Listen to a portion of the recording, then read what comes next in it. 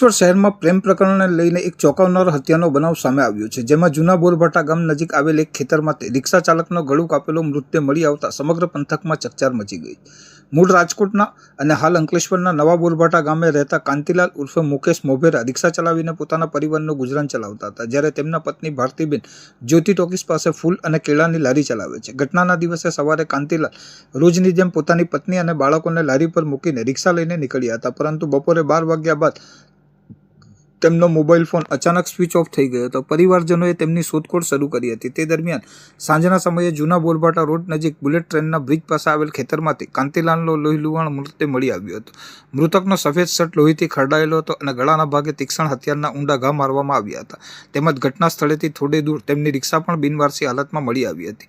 આ ચકચારી ઘટના અંગે મૃતકની પત્ની ભારતીબેને પોલીસ ફરિયાદ નોંધાવી હતી, જેમાં તેમણે જણાવ્યું હતું કે તેમના પતિ છેલ્લા 8 વર્ષથી તલાવિયાવાડ વિસ્તારમાં રહેતી તેમના સગા કાકાની દીકરીની વિધવા પત્ની જ્યોતિ રાઠોડ સાથે પ્રેમ સંબંધ હતો.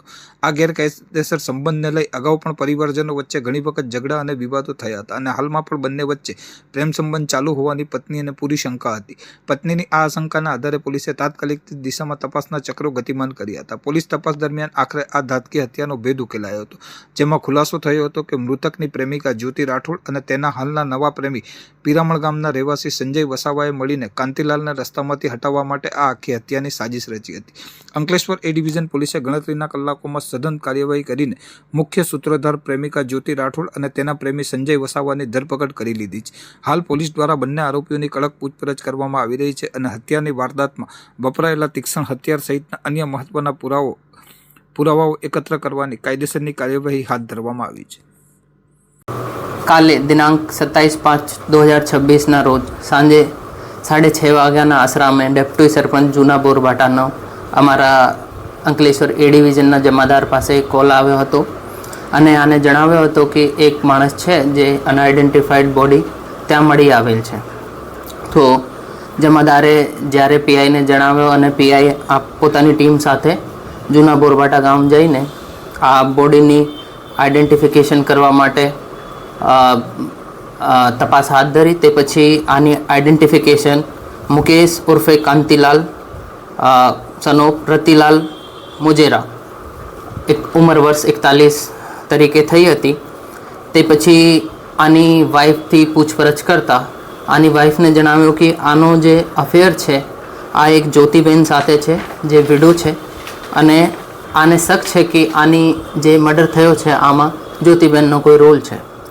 પછી જ્યોતિબેનને પૂછપરછ કરતાં જ્યોતિબેન જણાવ્યું કે જ્યોતિબેનને સંજયભાઈના સાથે મળીને આ જે આપણે જે વિક્ટિમ છે મુકેશભાઈનો મર્ડર કરેલ છે. તો આમાં અમારે તપાસ અત્યારે ચાલી રહી છે. અમારે દ્વારા BNSS કલમ 103(1) 54 તથા GP એક્ટ 135માં ગુનો દાખલ કરેલ છે અને અત્યારે અમે આરોપી કાલ રાત્રે અમારે અટક કરવામાં આવ્યો હતો અને અત્યારે અમે 2 દિવસના રિમાન્ડ મળ્યા છે અને આની તપાસ ઉડાનપૂર્વક ચાલી છે. જે કાંઈ નવી અપડેટ આવે તો તમે જણાવશો. આરોપીને મારવાનું કારણ શું હતું? એને મારવા પાછળ આરોપીને મારવાનું કારણ આરોપી જે છે અત્યારે આ જે જ્યોતિબેન છે આના આડા સંબંધો છે અને પાછળના ટાઈમમાં આ જ્યોતિબેનના આ મુકેશભાઈના જે મરણ જનાર છે આના સાથે પ્રેમ સંબંધ હતા. આરોપીનો ગુનાહિત ઇતિહાસ છે ભૂતકાળનો?